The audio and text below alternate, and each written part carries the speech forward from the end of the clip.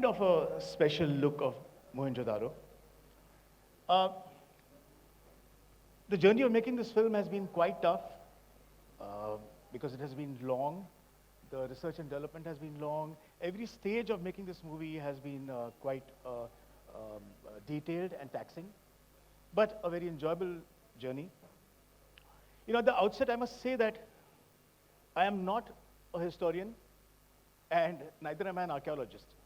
You know, I'm just a filmmaker who's a creative person. I'm a filmmaker who likes history.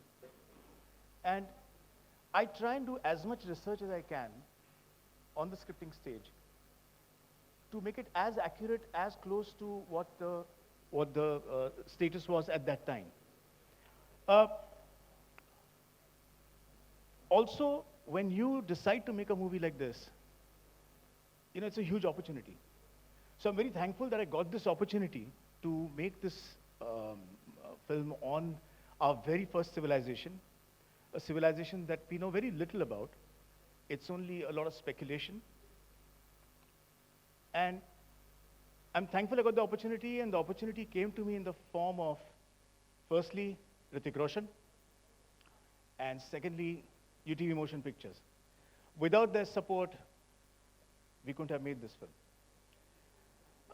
Along with them, of course, I needed a cast and crew that also believes in the film, also is trying to bring their own vision to the film. And today, I want to start right now by first introducing the cast. So let's look at the actors of Mohenjo Daro. So let me start with Ishmit Agan.